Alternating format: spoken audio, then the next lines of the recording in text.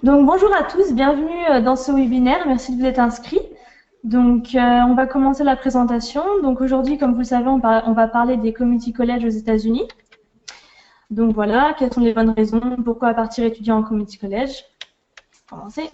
Donc d'abord, je vais commencer par vous parler un peu d'histoire sur les community colleges.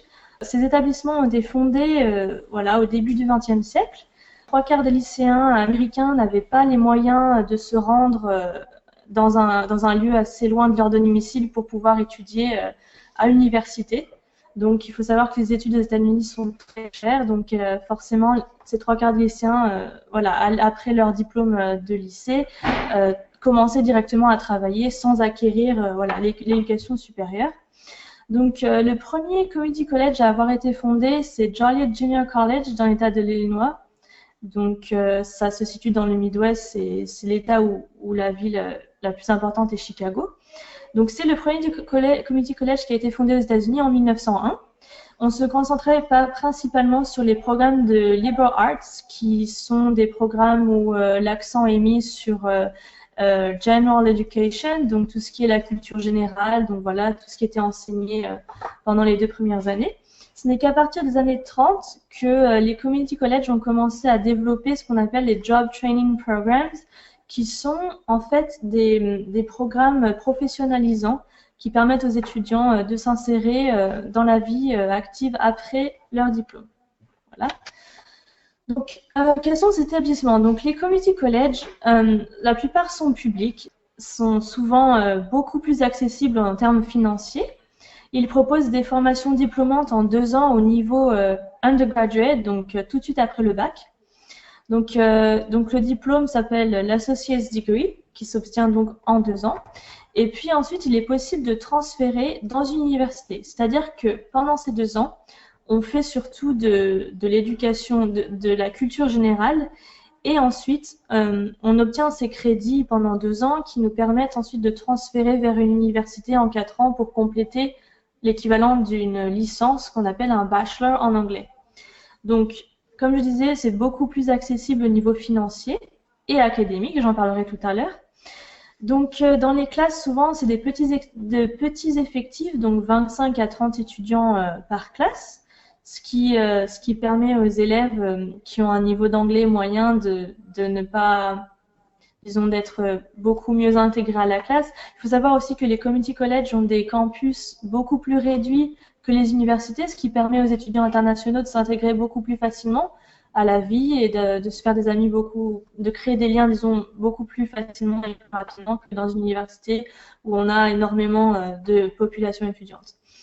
Donc voilà, les cours sont assurés par des professeurs titulaires et non pas par des doctorants, ce qui est souvent le cas en freshman year en université. Donc souvent dans les universités où on prépare un bachelor complet, les cours de TD, donc les travaux dirigés, sont gérés par des doctorants, et donc en community college, ce sont exclusivement des professeurs titulaires. Donc, okay. Les community colleges en chiffres, donc il y a plus de 1100 community colleges aux États-Unis. Ça représente 7 millions d'étudiants américains qui étudient dans ces établissements. 26% des community colleges publics ont des logements universitaires sur le campus. C'est-à-dire que ce qu'il faut savoir, c'est que ces établissements n'ont généralement pas de dorms, donc de résidences universitaires, car ce sont des campus de taille assez réduite, donc ils n'ont pas forcément tous des logements pour les étudiants, sur place du moins. Mais il y a quand même 26% qui en ont. C'est assez intéressant. Les frais scolaires annuels s'élèvent en moyenne à 6 000 $ par an, du coup.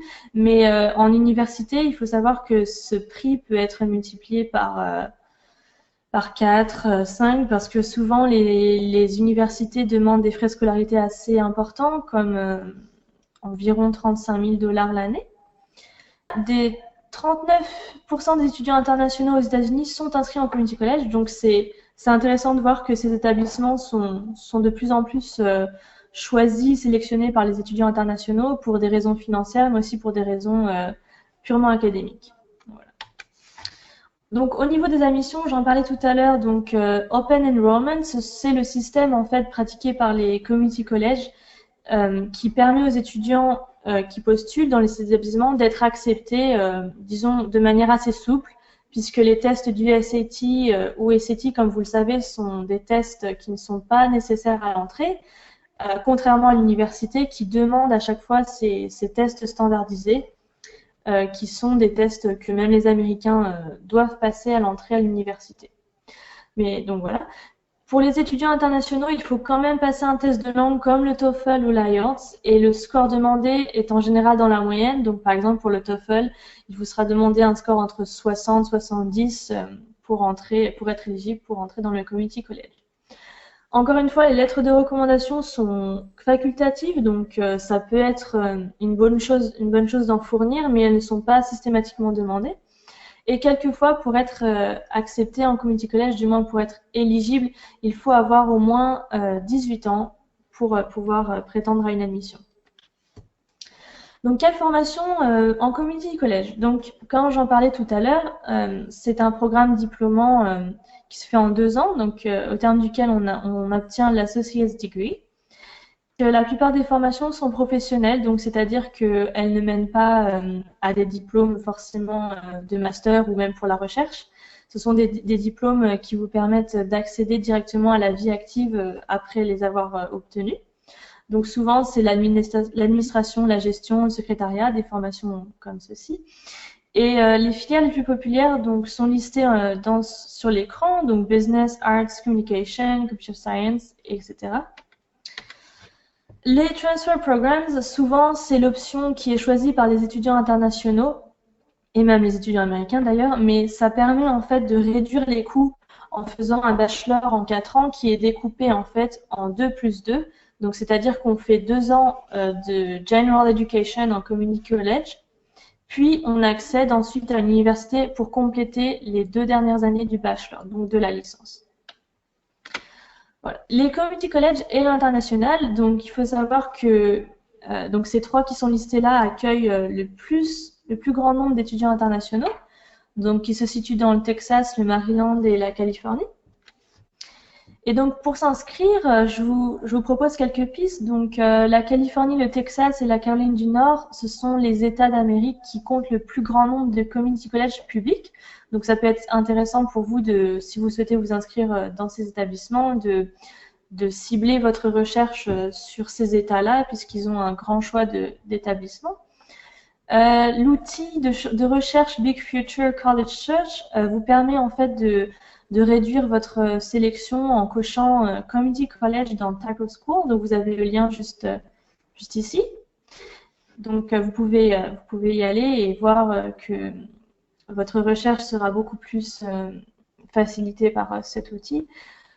Et ensuite, vous pouvez bien sûr consulter le site de l'American Association of Community Colleges, donc AACC, donc qui a le lien ici également sur cette diapo. Donc c'est le site officiel des community colleges des États-Unis. Donc ce site est très riche, enfin, ça vous permet d'avoir vraiment une vue d'ensemble sur ce que sont les community colleges, donc c'est assez intéressant d'aller y faire un tour.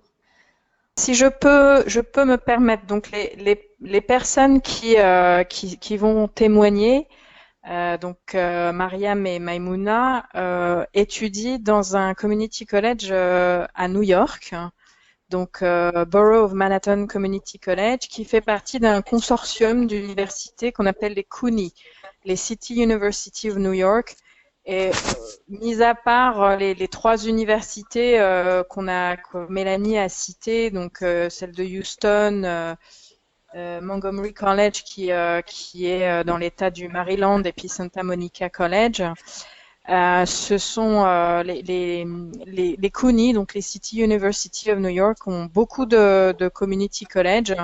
Et il y a beaucoup d'étudiants internationaux qui sont inscrits, et notamment beaucoup de Français, parce que les Français adorent New York. Alors, donc Charles Mathias, y a-t-il un âge limite pour commencer un community college? Donc, comme l'a dit Mélanie, effectivement, quelquefois, certains vous demandent d'avoir 18 ans. Je sais qu'en Californie, la plupart des community college publics vous obligent à avoir 18 ans minimum. Mais c'est peut-être pas le cas dans d'autres États. Et Charles Mathias demande un âge maximum. Non, là par contre, on peut avoir 80 ans et étudier dans un community college, il n'y a aucun souci. C'est même souvent un établissement où vous allez voir l'âge moyen des étudiants américains l'âge moyen est plus élevé que la moyenne des universités. Mais par exemple, Maïmouna, là vous avez votre micro allumé. Est-ce que vous pouvez, euh, d'après votre expérience, l'âge moyen des étudiants sur le campus de BMCC? Je dirais 21, 21, 22 ans. Ouais. Par là, ouais. Après, c'est vrai que certains semestres, j'ai vu des personnes vraiment, je vais pas dire âgées, mais qui avaient quand même la quarantaine, même une fois même la cinquantaine. Donc il y a vraiment pas d'âge en fait. Et juste pour confirmer ce que vous avez dit du fait que il y a beaucoup de personnes qui n'ont pas pu terminer les études avant et qui décident après de se relancer. Et c'est des gens qui sont avancés, qui sont assez avancés en âge, quoi. Mais j'irais un âge moyen, j'irais 21, 22. Selon moi, selon mon expérience. Et vous savez si à BMCC, il y a un âge minimum? Ça, je sais pas trop, mais j'irais quand même 18 ans. Euh, ouais, j'irais 18 ans quand même. Ensuite, par rapport à la jeune fille de 15 ans qui veut s'y inscrire, je suis vraiment pas sûre que les CUNY euh, acceptent cet âge. Après, je suis pas non plus sûre à 100%, mais euh, enfin, c'est ce que je dirais. Oui, alors c'est vrai que quelquefois, aller dans un community college quand on n'a pas 18 ans, même si c'est autorisé par l'université, ça risque de poser quelques petits soucis, notamment, comme l'a dit Mélanie tout à l'heure, il n'y a que 26% des community colleges qui ont un campus, c'est-à-dire qui ont un logement pour leurs étudiants. Donc ça veut dire qu'il va falloir soit trouver une famille d'accueil, ce qui arrive, hein, il y a des étudiants internationaux pour qui on trouve des familles d'accueil, soit trouver un logement en colocation. Et là, quand on a 15 ans, je pense pas que ça soit possible de faire ça. Donc c'est vrai que pour vous, Noémie, ça sera peut-être pas forcément la meilleure solution, en tout cas dans un premier temps. Ou alors, il faut vraiment trouver un community college avec beaucoup plus d'encadrement et notamment un dorm, par exemple. Alors, Charles Mathias demande, est-ce qu'il y a un site pour avoir les familles d'accueil? Alors, généralement, c'est souvent le bureau des étudiants internationaux qui vous aide à trouver des familles d'accueil.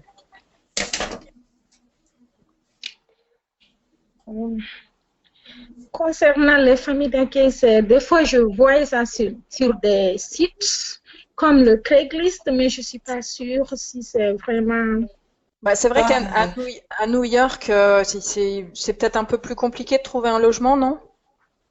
bah, franchement, c'est ça. Je pense que déjà à BMCC, je pense pas qu'il y ait de logement en fait, à un campus où tu loges. Donc pour la plupart des gens que je connais, en tout cas, ils vivent en colocation. Et après, se prendre une famille d'accueil, je sais pas, ça paraît assez compliqué pour New York, pour être honnête. Est-ce que vous avez, pendant que vous êtes en ligne, Maïmouna, est-ce que vous avez des conseils, des tips pour les étudiants qui veulent aller en community college? Des conseils, bah, qu'est-ce que je pourrais Des conseiller? Bah, choses que déjà, vous auriez voulu savoir avant de partir?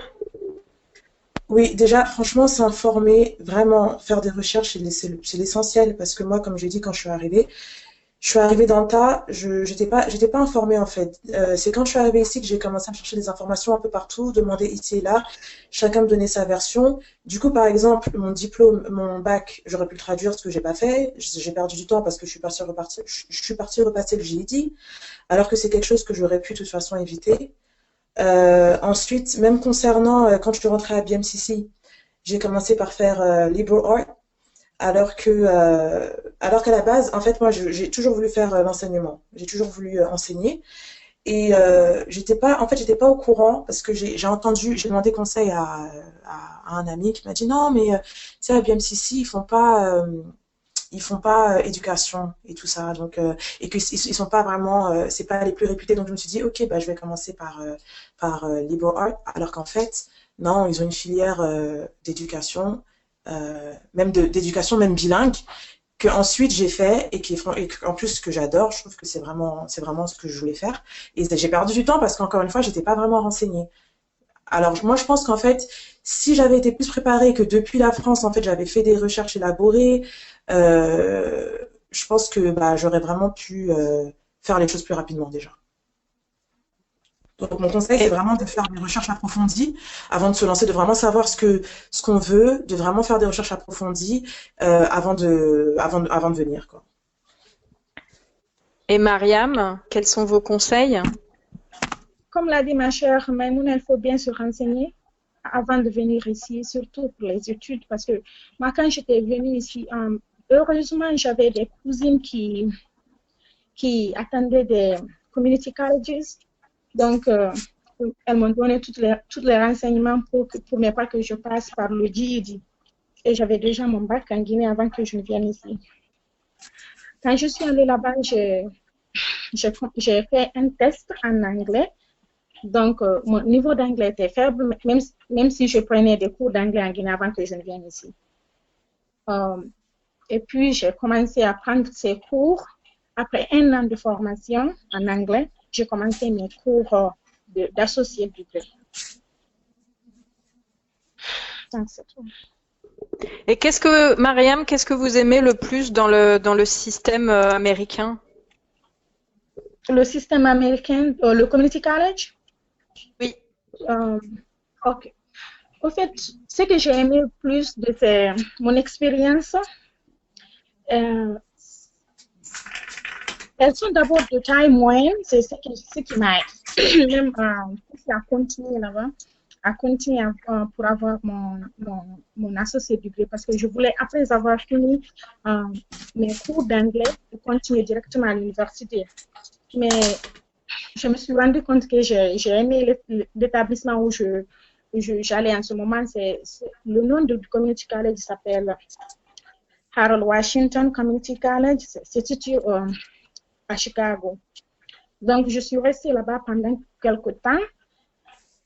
D'abord, la taille, c'était moyen, et puis les étudiants avaient accès à beaucoup de ressources. En plus de ça, encore après, quand je transféré à BMCC en 2014, il y avait, qu'est-ce que je veux dire? Ils avaient encore beaucoup de clubs dans cet établissement, beaucoup de clubs qui pourraient aider les étudiants, surtout si tu veux encore transférer dans les universités. Ils ont un club qui s'appelle Phi Theta Kappa. Et ça permet aux étudiants qui veulent transférer dans les universités d'avoir des bourses pour payer leurs études. Donc, je faisais partie encore de ce club, mais il y a des critères pour être admis pour être membre de ce club. D'accord. Et Maïmouna, qu'est-ce que vous préférez dans le système américain des community colleges? Moi, je dirais la liberté. Enfin, quand j'ai la liberté, je veux dire que par exemple, c'est rare de voir des étudiants à New York qui travaillent pas déjà. Parce que moi, par exemple, je vis en colocation. Ceux qui savent pas, à New York, c'est super cher. Et je peux pas me permettre de juste aller à l'école, il faut que je travaille en même temps. Et moi, ce que j'ai apprécié, c'est qu'ici, en fait, l'associate, parce que c'est en unité de valeur. Donc, autant tu peux le passer en 2 ans, la norme, autant tu peux, par exemple, prendre, je sais pas, plus de crédits par semestre, et donc aller encore plus vite.